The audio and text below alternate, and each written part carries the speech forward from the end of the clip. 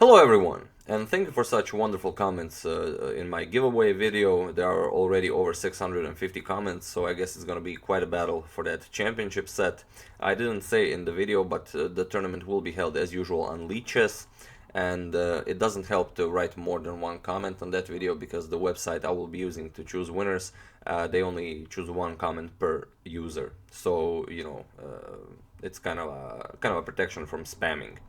But that being said, what is this video about? It seems like Grischuk defeated world champion Magnus Carlsen in 7 moves. And yes, in fact, he has. Okay, this is Chess960, but still, a world champion shouldn't lose games in 7 moves. Although here you can see that Magnus Carlsen has the black pieces, but this is for the second game I'm going to show you, because, I'm not going to waste the video for a game that lasted 7 moves. Other than that Tigran Petrosian game I did once, because that's a game everyone has to know.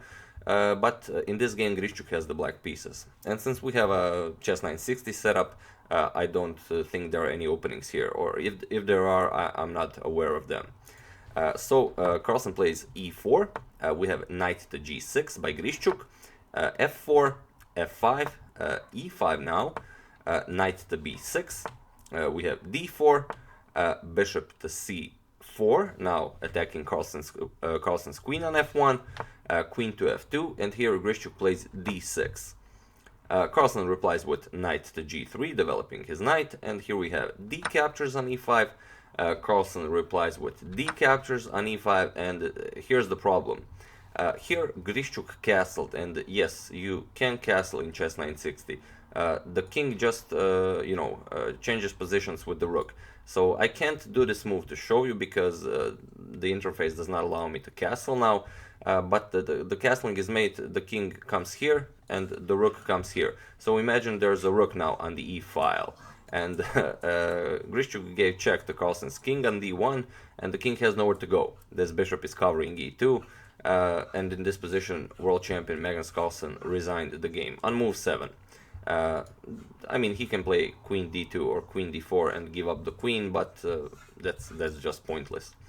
So yeah, that's just something on the side I wanted to show you as a bonus, but now onto the real game. So this is the real game. Now here Carlsen does have the black pieces and Grischuk has the white pieces. And it was a very interesting match. Carlsen didn't cruise through the match like he did with Dean Glieren and Wesley So, although Carlsen did say that he was pretty warmed up because he just played Wesley So a couple of days ago. And the Grischuk did have to warm up a bit. So in the first section, in the 5 minute plus 2 seconds increment, Carlsen won that event with 6 points to 2 points. In the 3 minute plus 2 second increment, he won with 5.5 to 3.5. And somewhat surprisingly, Grischuk won the bullet section with a result of 5 to 4. And he really got on a row, but after winning like 3 games in a row, Carlsen then won a game, and Grischuk simply didn't have enough time to get back into the game, to get enough points to equalize the match. So okay, Carlsen did win this match. I think it was 15.5 to 10.5.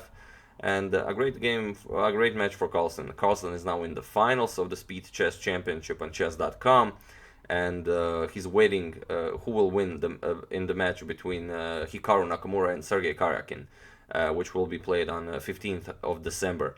And whoever wins, I'm eager to see either Nakamura in the finals or Karyakin in the finals, because Nakamura wants to pay back Carlsen for losing to Carlsen in the last year's finals of the Speedchess Championship, and Karyakin definitely looks forward to every chance he has to beat up Carlsen from stopping him from becoming world champion. But okay, there's some background on the match. This is one game I chose. This is a game from the 5 plus 2 section, and Grischuk has the white pieces. He plays knight to f3, d5, g3. We have the King's Indian attack. Bishop to g4 now. Bishop to g2, c6, and Grischuk castles. Knight to d7, d3. We have e6, e4 now. Bishop to d6, h3. Bishop goes to h5. Of course, you don't want to trade bishop for a knight here. E captures on d5, e captures on d5, and here Grischuk plays queen to e1 check. Okay, knight to e7, and we have knight to h4, crossing castles, and g4. And here already we have some tension going on the board. A normal idea would be to continue the game with bishop to g6, and the white would develop with bishop to e3, and so on and so on. But Carlsen already here decides to make things interesting. He plays rook to e8, giving up the bishop on h5. And what's the idea here? Grischuk captures, of course, the bishop, g captures on h5, and now Carlsen plays knight to c8. And already here Grischuk can really take some initiative. But Grischuk played queen to d1, and that's a pretty poor move, allowing the queen to instantly recapture on h4. But this is something Grischuk said after the match, that he couldn't really get into the game, that he really had to play a couple of games to warm up, and that he missed simple tactics. Because instead of queen to d1 here, he had this bishop to g5 move. And now if Carlsen captures the queen on e1, Grischuk simply captures queen on d8. The queen, of course, cannot capture bishop on g5, because Grischuk captures rook on e8 with check. And after something like f6 and bishop to e3, of course, you can't save the piece because black does have d4. But after knight f5, Grischuk's position would have been great. You're attacking the bishop on d6. You're threatening something here on g7. h6 maybe is an idea. This is definitely a good position for white. But okay, after knight to c8, as Grischuk said himself, he wasn't really into the game at this time. Queen to d1 was played, and now Carlsen simply captures. Queen captures on h4, and this is a better position for Carlsen. Queen to g4. Carlsen does not want to exchange queens here. We have h6, threatening queen captures on g7 with checkmate. g6, c4, knight to e5 now, attacking the queen and the d3 pawn. So queen back to d1, d captures on c4, d captures on c4, and knight to b6. Carlsen isn't in a hurry to capture this c4 pawn, because he wants to improve the position of his knight on b6, and also he's setting up a trap here. If Grischuk would protect this knight, for example, the pawn, with something like b3, to prepare bishop b2, it looks very promising for white. Unfortunately, he gets knight e captures on c4, and after Grischuk recaptures bishop to e5, and you can't protect this rook. I mean, you can, but you have to put something in front of it, like give up the knight or give up the bishop. So definitely a nice trick by Carlsen. So after knight b6, first knight to c3, now not allowing any tricks, and now, of course, Carlsen captures it.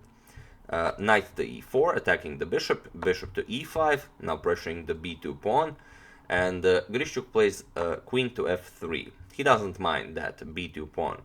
And definitely Grischuk has some ideas of playing knight to g5 and maybe threaten that f7 pawn.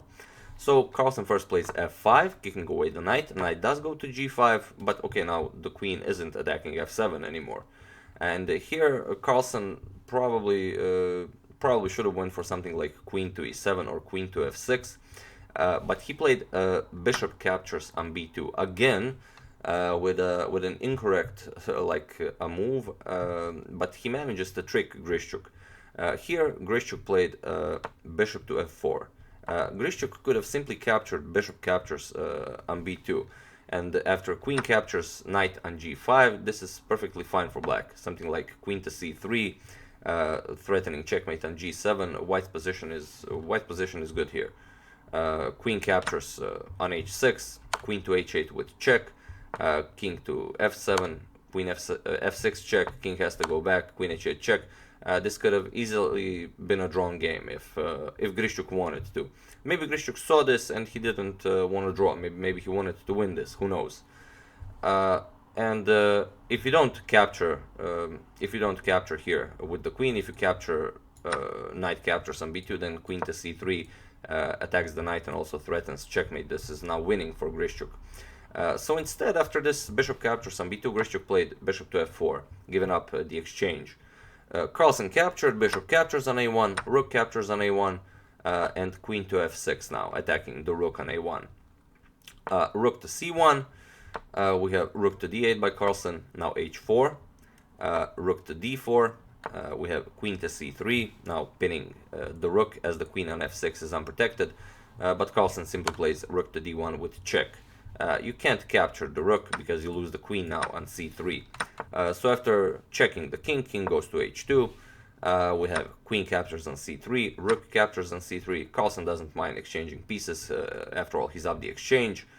Rook to d4, now attacking the bishop on f4, king g3 defending, rook e to d8, doubling up on the d file, but also setting up another trap for Grischuk, and of course, I mean not of course, but Grischuk falls for it.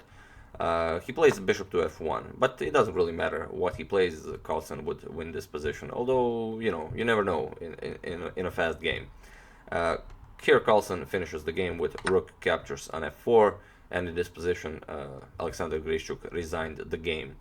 What would follow is, if you capture the rook, you get knight to d5 with check, forking the king and the rook. And after king moves, knight captures. Okay, bishop does capture the knight with check, but after knight d5, Carlsen is up a pawn and up the exchange in a completely winning position. So Grischuk decided it was time to give up after rook captures on f4. But okay, Grischuk himself said that it did take him some time to get into the match, but he is kind of happy that he won the bullet section at least. But, you know, he definitely put up much more resistance than Wesley So or Ding Liren. But I will put a link to the entire article from chess.com, so, you know, you're welcome to read the entire article, and there are a couple of more games analyzed there. And I will put a link of my giveaway video, so if you haven't entered the giveaway and you wish to win a chess set or some Amazon gift cards, you know, feel free to check it out. So yeah, that's the game. I do hope you enjoyed it. I would like to thank Jeremy Gunther for a contribution to my channel. Thank you a lot. I really appreciate it. As usual, you can check 2 of my previous videos here. Thank you all for watching, and I will see you soon.